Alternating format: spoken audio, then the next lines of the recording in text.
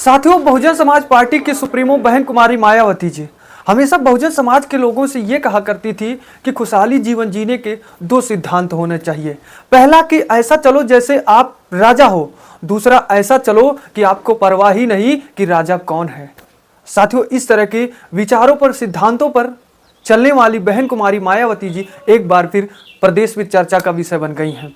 चर्चा का विषय इसलिए बनी है क्योंकि बहन कुमारी मायावती जी उत्तर प्रदेश के राज्य मुख्यालय लखनऊ में महाबैठक करने जा रही हैं और यह बैठक कहा जा रहा है कि ऐतिहासिक बैठक होगा, क्योंकि आप पूर्व में देखें कि 9 अक्टूबर में लखनऊ में जो महारैली हुई थी उसमें किस प्रकार से सैलाब आई थी। सैलाब नहीं, उसको जन सैलाब कहा जाए, क्योंकि इतनी जनता कि लखनऊ की शहर गलियां नीली हो गई थी। हर चौराहे पर, हर रोड पर, हर दुकान पर बहुजन समाज पार्टी के समर्थक नजर आ रहे थे 7 अक्टूबर से लेकर के 9 अक्टूबर तक।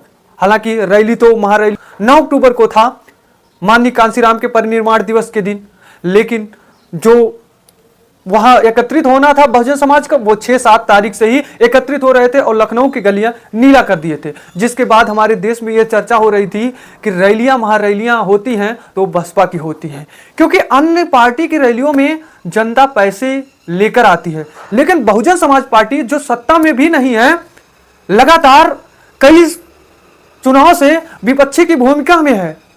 एक सांसद विधायक जिस पार्टी के नहीं है, हालांकि विधायक एक है उत्तर प्रदेश में और एक बिहार में है, लेकिन सांसद यानी कि दोनों सदन से जो पार्टी शून्य है, उस पार्टी के सपोर्ट में इस तरह से जन सैलाब, ये जो कि वास्तव में चर्चा के विषय प्रदेश में बना था, प्रदेश से लेकर पूरे देश में, कि आज भी बसपा का जनाधार है।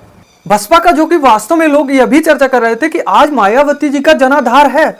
जो मायावती जी से लेकर पार्टी के अन्य पदाधिकारी कॉन्फिडेंस से कहते हैं हमारे पास जो हमारा वोटर कैडर है, जो मजबूत वोटर है, वो हमेशा रहेगा।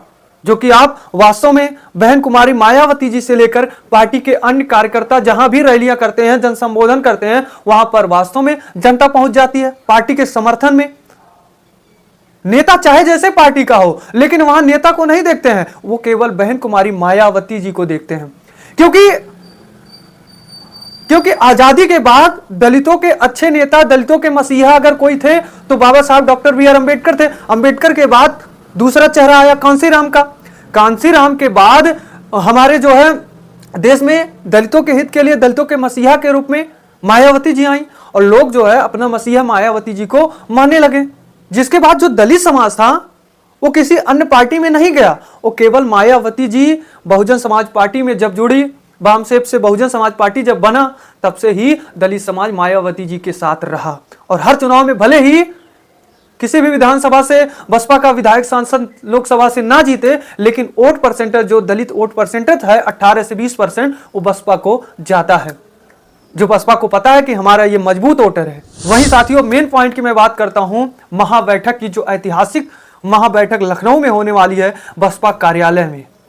ये स्वयं इस महाबैठक का नेतृत्व बसपा सुप्रीमो बहन कुमारी मायावती जी करेंगे।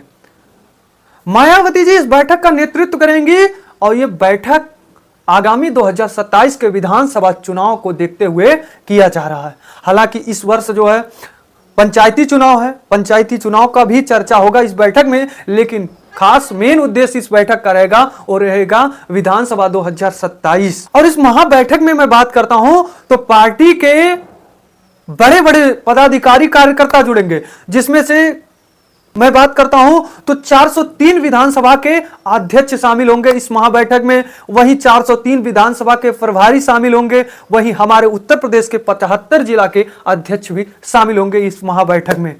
वहीं जो है वामसेप के जिला संयोजक भी इस महाबैठक में शामिल होंगे। और मंडल, सभी जो 18 मंडल हैं हमारे प्रदेश के, उस सभी 18 मंडल के प्रभारी भी इस महाबैठक में शामिल होंगे। वहीं ओबीसी भाईचारा मंडल का संयोजक भी इस महाबैठक में आएंगे। ओबीसी भाईचारा किस तरह से इसको मजबूत किया जाए, जो पिछड़ा वोटर है वो बसपा की तरफ किस तरह से आए, क्योंकि ज्यादातर पिछड़ा वर्ग वोटर ही बसपा से नाराज है और अन्य पार्टियों में बिखरा हुआ है। क्योंकि ये जो बहुजन समाज पार्टी 2007 में पूर्ण बहुमत से आई थी, इसमें ज्यादातर जो है पिछड़ी वोटर बसपा को ही पसंद किए थे, जो कि वही पिछड़ी वोटर उसके बाद समाजवादी पार्टी, भारतीय जनता पार्टी की तरफ चला गया था, जिसके बाद बहुजन समाज पार्टी का नुकसान हुआ था। जो हीरो थी बसपा, जो हीरो थी मायावती जी, वो जीरो हो गई थी। दलित समाज तो उनके पास था, लेकिन जो अन्य वोटर थे वो चले गए थे इस पार्टी को छोड़ करके दूसरे पार्टी में। लेकिन वही मायावती जी फिर 2007 वाली मायावती जी रणनीति अपनाने जा रही हैं कि जो ओबीसी वोटर है वो किस तरह से बसपा की तरफ आए, इस तरह से। इसलिए इस महाबैठक में एक अहम फैसला लिया जाएगा। ओबीसी संयोजक को बुला करके रणनीतियां बनाई जाएंगी और हमारे प्रदेश के सभी मंडल में ये बताया जाएगा कि ओबीसी समाज के लिए बहुजन समाज पार्टी इतना काम कर रही है। जब पार्टी में थी बतौर मुख्यमंत्री, जब मायावती जी थी, तब ओबीसी समाज के लिए इतनी योजनाएं लाई थी, पिछड़ी समाज के लिए इतनी योजनाएं लाई थी। ये सब उस जो है महाबैठक में बताया जाएगा। वही महाबैठक के बाद जो जो फैसला वहां लिया जाएगा वह प्रचार प्रसार किया जाएगा, क्योंकि पार्टी के तरफ से प्रचार प्रसार करने के लिए एक अलग ही व्यक्ति को बना दिया गया है, एक अलग ही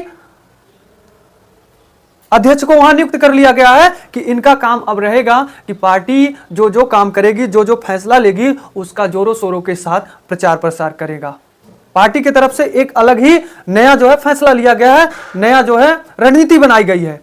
पहले क्या था कि बसपा की तरफ से बड़ी बड़ी महारैली, जन सैलाब हो जाती थी, जन संबोधन पार्टी के कार्यकर्ता सदस्य कर देते थे, लेकिन किसी भी सोशल मीडिया प्लेटफॉर्म पे नहीं जाता था। लेकिन अब वही नहीं रहेगा। अब यह रहेगा कि पार्टी के जितने भी कार्यकर्ता रहेंगे पार्टी में जुड़े, उनका स्वयं का एक सोशल अकाउंट होगा और जहां भी वो जाएंगे, जनता से जहां जुड़ेंगे, वहां का वीडियो फुटेज बनाएंगे और उसके बाद सोशल मीडिया पर डाल करके जो है वहां विचार रखेंगे। अब यह होगा, पार्टी की तरफ से मायावती जी ने यह कहा है, क्योंकि मायावती जी से लेकर पूरे बसपा पार्टी को अब 27 का विधानसभा जीतना है। इसलिए ये अन्य पार्टियों की तरह ही बसपा को भी करने लगी है कि बसपा भी अब सोशल मीडिया पर मजबूती से उतरेगा।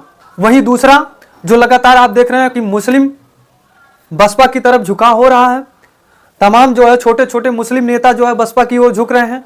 इसलिए इसको देखते हुए कि जो मुस्लिम भाई बसपा में आ रहे हैं उनको भी मजबूती से पकड़ा जाए इस बसपा पार्टी में, जिसके लिए मुस्लिम भाईचारा के संयोजक को भी बुलाया जाएगा और इस पर भी खास बहस होगा, खास बातें होंगी। जिस तरह से ओबीसी समाज के लिए होगा, उस तरह से मुस्लिम समुदाय के लिए भी बसपा की तरफ से काम किया जाएगा।